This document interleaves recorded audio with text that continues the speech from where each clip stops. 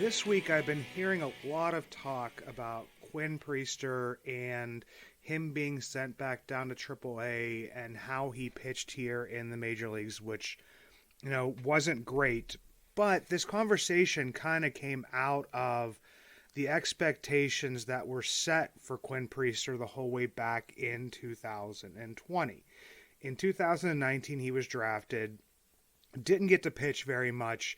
So a lot of the hype that started around him started in 2020, and people were like, well, how could that be? Because he was at the alternate site in Altoona. They didn't have enough people to even play games there. And, how could the scouts, they weren't really getting eyes on him, but it wasn't like they weren't hearing stuff coming out of there. Well, the big thing for Quinn Priester was that year there was the Fall Instructional League. And during the Fall Instructional League, after he was in Altoona, where there were whispers coming out about him hitting 99 on the gun with his fastball, the four-seamer, we got to see that, and the scouts got to see that in the Fall Instructional League. And he pitched in three innings, just 3 innings in one game, and that could be, a piece of it too. We're not really sure here because we know that if somebody's a reliever, they can easily add, a couple ticks up on their fastball if they're not worried about going, 5, 6, 7, 8 innings. But, he was averaging 97 during that game, and he hit 99 on the gun. So basically, all of the experts, or at least the ones, that I was able to look up and see here, and the ones that I remembered. Big one was Jim Callis, another one Jonathan Mayo, both from MLB Pipeline, were saying that Quinn had the ability to become the best pitching prospect in minor league baseball, which is a pretty huge statement there. Drafted fairly high, drafted around 19, one of the top, if not the top, prep arm in that class. So, it's a pretty big deal, but, you finally get to see him again in actual, action in 2021 down in Greensboro, and he was still averaging around 93 to 97, 96 on the fastball, and he was hitting up to 97, so he had lost a little bit of that velocity, still pitched fairly well. A 3.04 ERA, a 1.239 whip, 98 Ks in just under 98 innings, 97 and 2/3 innings. So even with that, he still wasn't seen as like this big swing and miss type of pitcher, but they were hoping that, there would probably be a little bit more velocity, a little bit more movement on the four-seamer. Flip ahead to 2022, his season is delayed by 2 months, and during his time, he finally makes his way back up to Altoona, where his original assignment was going to be, and he still averages like 94 to 96, so topping out at that 97, and you don't see the stats change all that much. The big thing down in Greensboro, people would look at, the 3.04 ERA, but like I said, we always here look at the whip. It's the 1.239. Well, in Altoona, 3.29 ERA, the 1.207 whip, so still, right around the same, 89 Ks in just under 91 innings, the 90 and 2/3 innings. So he's still, right around that, having the not the K per inning there. But then we see this big change this year. He is throwing around 92 miles per hour to 94 miles per hour. That's his average. Maxing out at around 95. And we see the whip creep up. We see the ERA creep up. And we continue to see those, Ks per 9. You kind of see those continue to decline. In 87 and 2/3 innings, he has 84 Ks. So, I mean, the biggest thing for me is that, at the beginning of the season, Chris and I had been talking about, and, on this show as well, talking about, talking to, different people within the minor league industry of, you know, Quinn Priester deciding whether or not he was going to be that, high fastball, maybe hopefully a little bit more velocity than, that 92 to 94, because that's just pretty much putting on a tee for, even AAA hitters. And, it's not something that if he could ramp that velocity back up, is he going to be, that swing and mitch whiff type of pitcher, which even with the higher velocity, he really hadn't become, but could possibly still develop into that? Or was he going to become, that sinker ball pitcher? And when he came up to Pittsburgh, I mean, the numbers are absolutely awful. The 9.10 ERA, the 1.91 whip, 23 Ks in just under 29 innings, the 28 and 2/3 innings. And this is the thing that really stuck out to me a lot is his average four-seam fastball, the one that had been reaching, upwards of 99 miles per hour back in 2020, was only averaging out at 92.6. And the crazy thing about this is that his sinker, the two-seam fastball that he pairs very well with his curveball, which his curveball has always been his calling card ever since he was drafted. I mean, the biggest things is him basically teaching himself all of his pitches by watching YouTube videos. When he got called up, they interviewed his parents, and it was like, well, he watches these videos and he goes out and tries to do it. Quinn Priester, a guy that I by chance with the boys over there from Yins. We, met him by chance as the only guy working out on a day where everybody has gotten their day off. So this is like not a thing where it's like any type of work ethic, not being in shape. I mean, the dude's actually, obviously added weight. When you're drafted out of high school, you're naturally going to bulk up a little bit. He's still not like, a hefty guy whatsoever, but added some muscle, added a little bit of weight.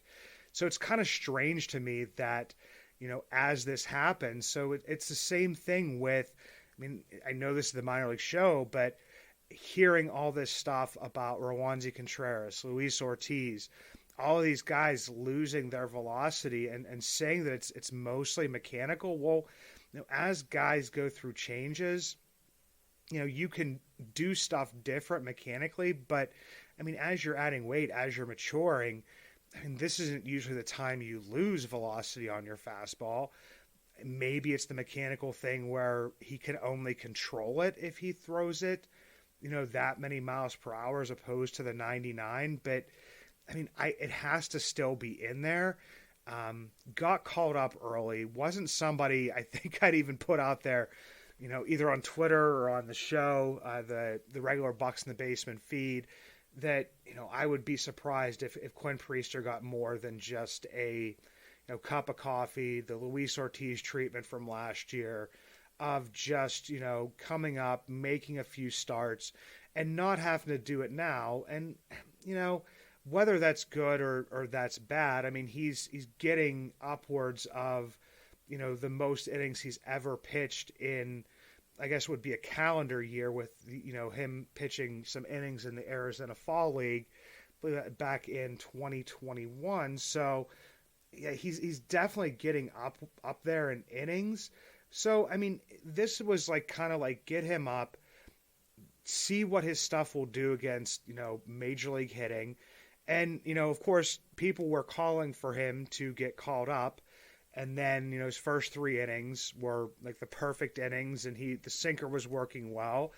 And then he just had trouble finding locations. So right now, is he like trying to overthrow, whatever it may be? But this leads us into kind of the topic of the show. And even though we're pretty much like already in the royal we, because it's just me today, are about 10 minutes into the show, is just kind of like when teams are rebuilding, a lot of the times the things that stop this rebuild, I mean, number one would definitely be injuries, but, 1A and 1B. But then the other piece of this is that, how well their pitching staffs are able to develop. And I was looking at, a couple other pitchers getting a lot of publicity, both of them rightfully so, this season.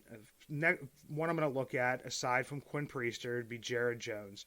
Jared Jones is only 22 years old, pitched, 20 games so far this season, a 3.88 ERA, a 1.25 WHIP, 110 Ks in just under 93 innings, the 92 and 2/3 innings. And the biggest thing for me, for him, is that, we're seeing him once again getting up towards, those innings pitched total in 2022. He pitched down in Greensboro. He had a 4.62 ERA, throw that out. The 1.35 whip, definitely showing that, he has the ability to pitch, young man, but, does put a few, too many guys on base. In those, almost 123 innings, 142 Ks, so not much difference. The big thing for him is that development of that fastball. The slider is something I'll get to too, because I honestly believe that's probably his best pitch. But the fastball, back before when he was in Greensboro, was coming out right around 96 miles an hour. Now it's coming out at 99 on average, and he's pumping it up to 101 during his last start.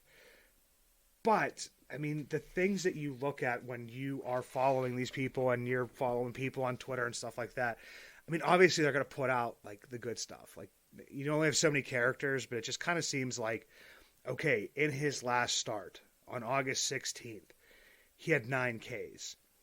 Well, the one thing that wasn't talked about is that along with those 9 Ks, he also had 8 hits and 2 walks.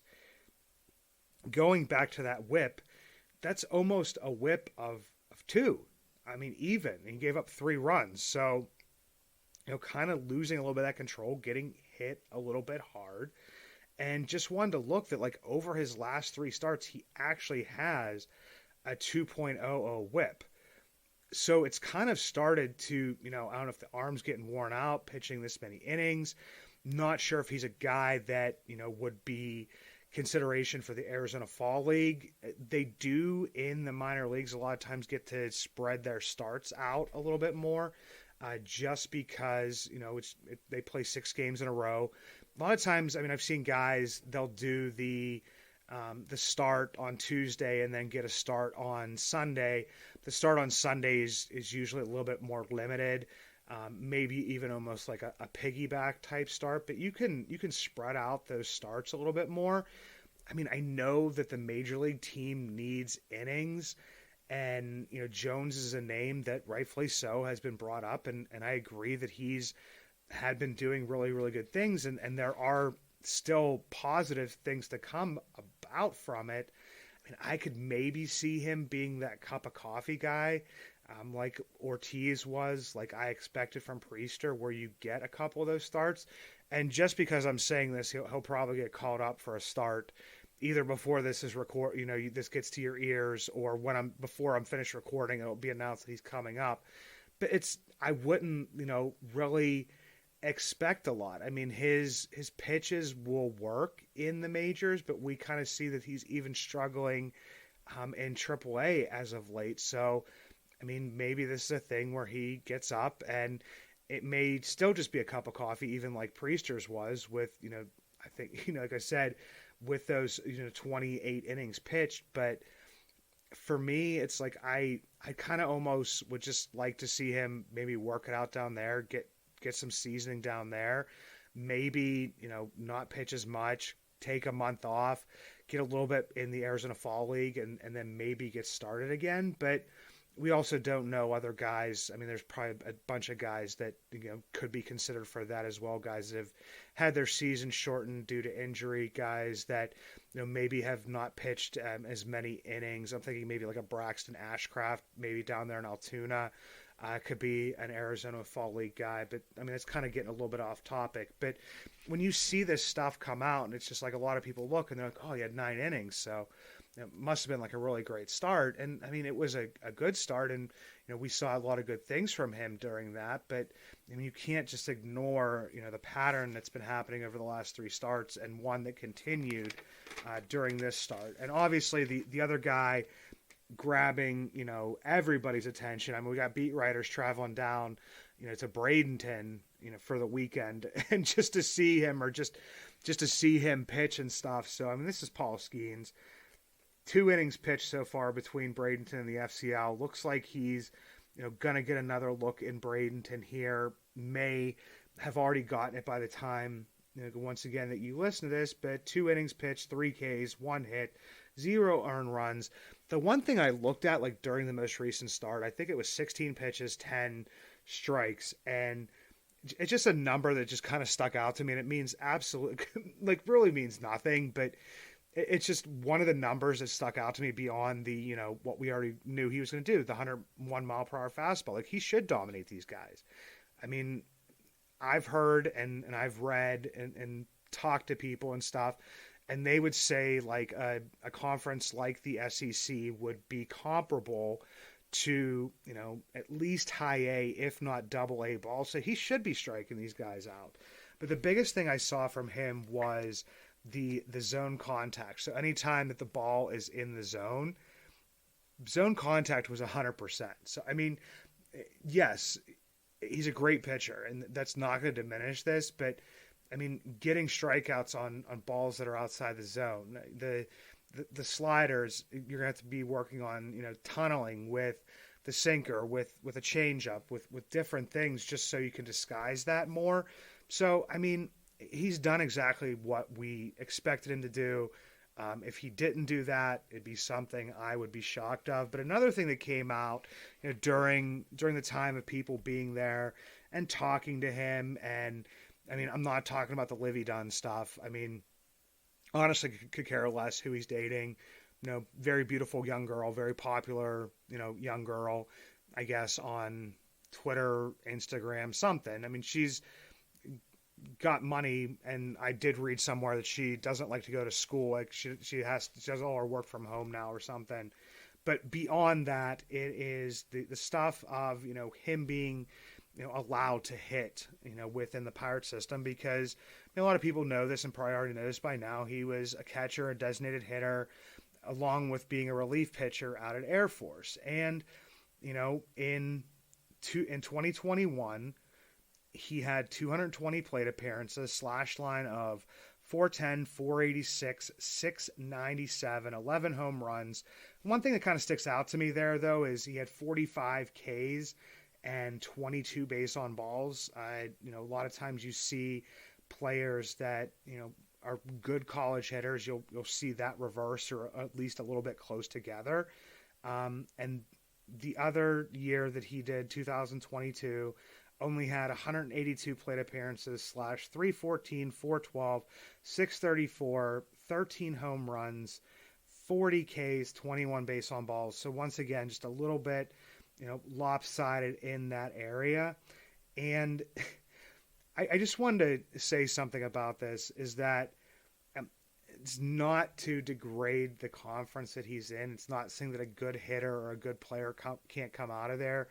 The Pirates have a player, in their system right now who's been showing off, pretty well down in Bradenton, and Charles McAdoo, who is also from this conference. But in 2021, when he had that slash line that began with a 4.10, the average ERA for the teams in the MWC, the Mountain West, was 6.42 with a 1.731 whip. And the number one ERA, the team with the best ERA in the conference that year, averaged a 5.36.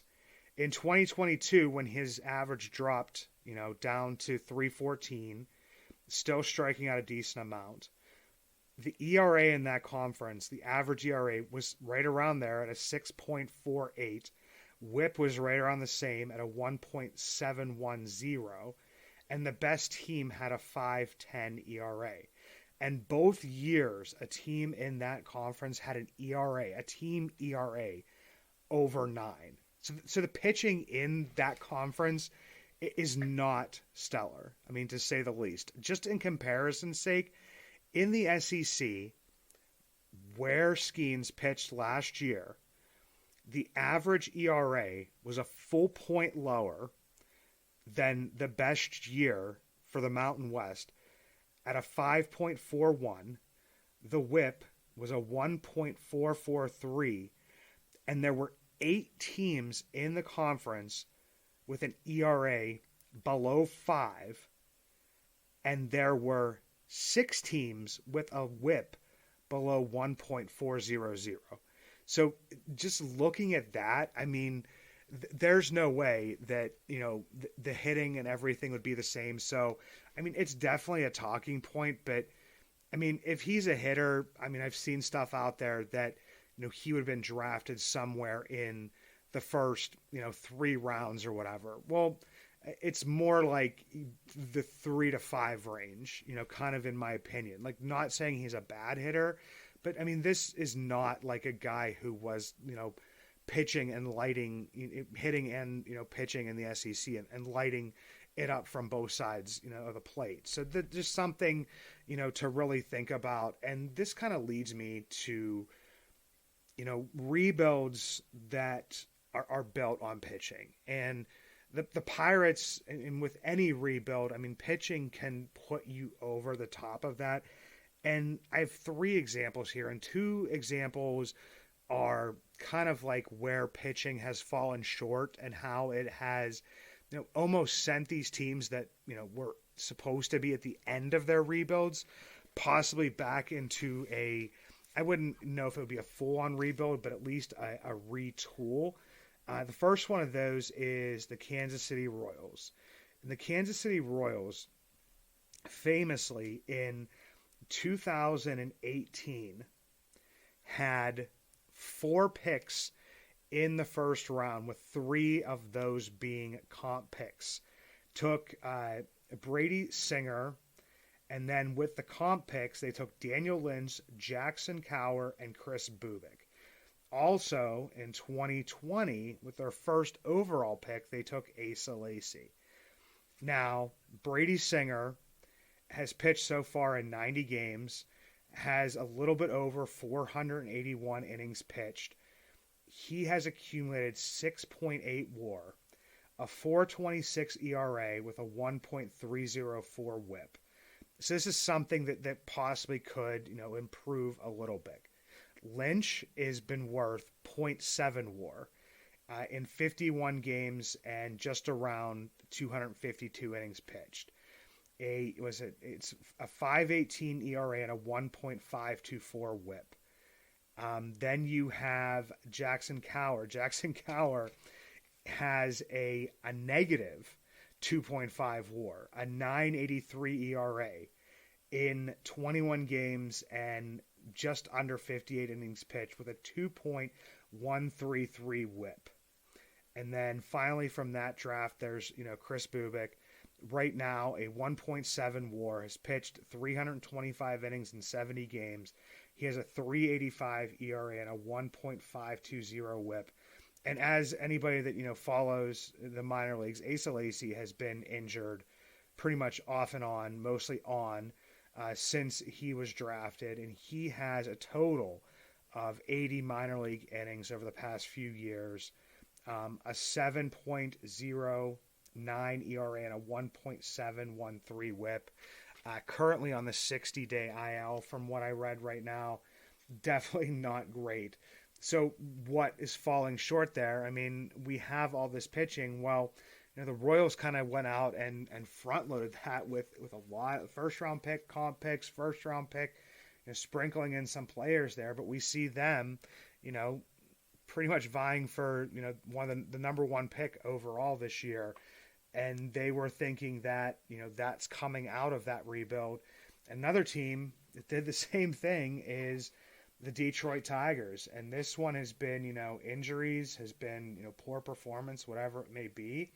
You had Casey Mize, Matt Manning, and Tarek Skubal that were supposed to be, the guys that, were going to be the guys that kind of led them to the promised land. First round in 2018, 2016, with Casey Mize, the first round in 2018, a 2.8 WAR, 188 innings pitched. He does have a really good 1.208 WHIP, but just really hasn't been able to put it together. Matt Manning, he has 207 innings pitched. Once again, like a decent whip, the 1.309, 0.8 WAR, just really hasn't been able to put it together. And then you have Tarek Skubal, the 3.3 WAR.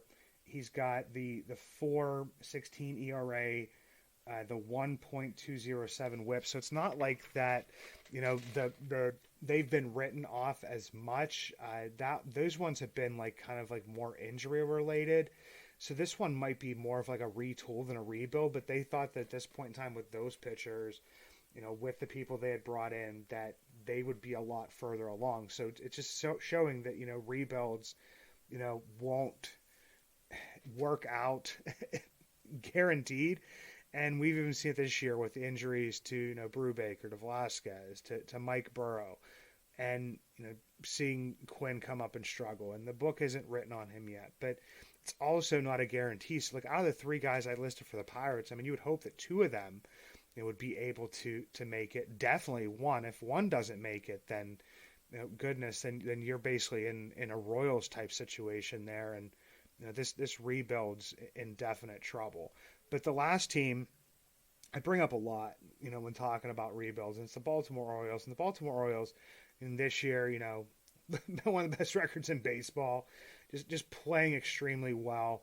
And the big thing for me was, like, last year, the pitching just wasn't there yet. I looked, and this is just a basic, they had the 19th best pitching staff, starters and relievers in Major League Baseball. So a little bit below average. Team was finishing just right around average. But then this year, I mean, they're not like, the best pitching staff, but they've bumped, the whole way up to 10th because guys are kind of coming around, more guys filling in. There have been guys that have been sent back down as well, but that's really come together for them. I mean, I know that they do have good hitters as well, but I mean, when you go from 19th to 10th, that kind of shows, where you could build that up. And if the Pirates, could even come anywhere in the top half, I feel like that would move them more towards, what people would be looking for in 2024, which would be more of that 500 record.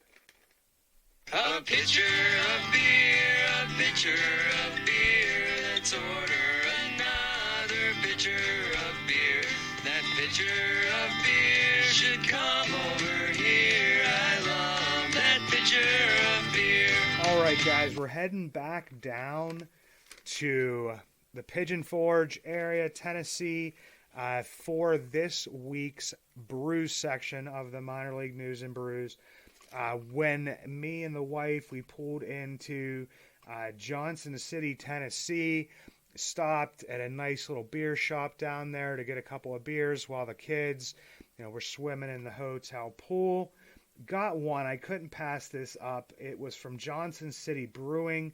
It was called Hopalo, because I'm from Apollo, Pennsylvania, and this one's Hopalo. Apollo 13, and it was American IPA coming in at 5.3. Great beer, great drinkability, coming in at 450, adjusted to that weighted based on batting average, bringing it down to about a 400.